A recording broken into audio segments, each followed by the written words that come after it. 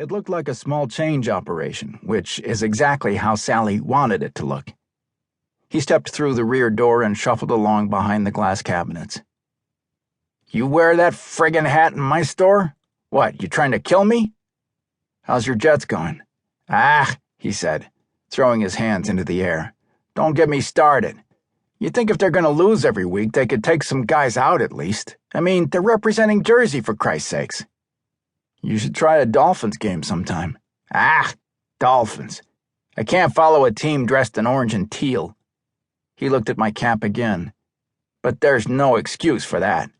"Hey, I grew up in New England." "Ah, you grew up in Connecticut."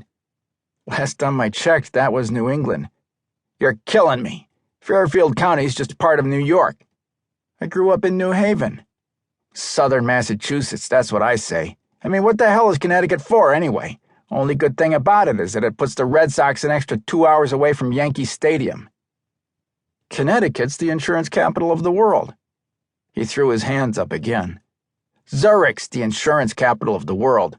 Connecticut's a waste of a star and a flag." I shrugged. "Let me ask you this," he said. "You ever go back?" "Why the hell would I go back?" "Insurance?"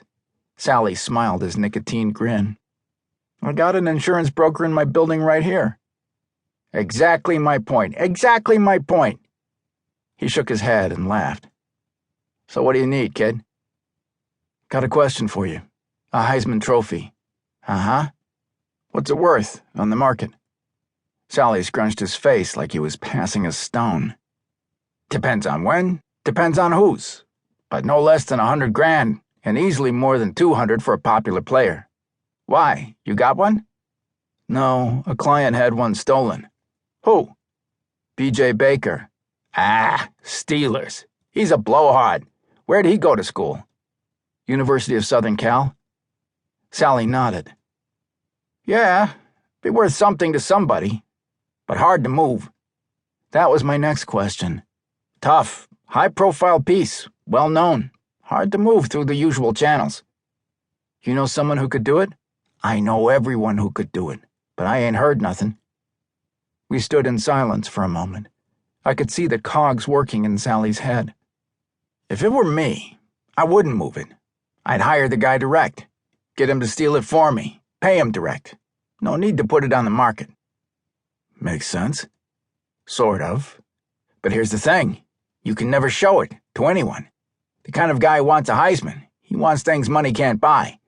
He's a sports fan for sure, but he wants the things others can't have. A guy like this, he wants you to know he's got stuff you can't have. He wants to show it off. But a Heisman, they're unique. There's not many of them, and they almost never come up for sale.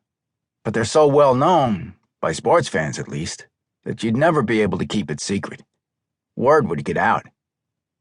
"So why do it?" "If it were me, one of two reasons. One, to hurt B.J. Baker. I mean, who goes through life being called B.J.? It's like the guy wants to be called a homo." I lifted my eyebrows at that, but let it go. "What's the second reason?"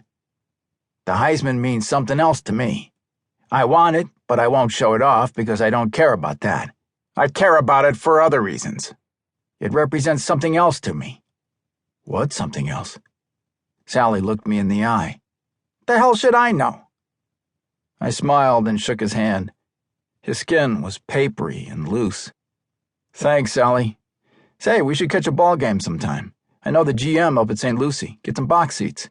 "Ah, you I'd pay money to see, not these babies today. You were the real deal, kid." Organization didn't seem to agree. "The hell do organizations know? You had the stuff." I opened the door, and the little bell rang. The girl in the booth looked at me with weary eyes. "Appreciate it, Sal. Appreciate it."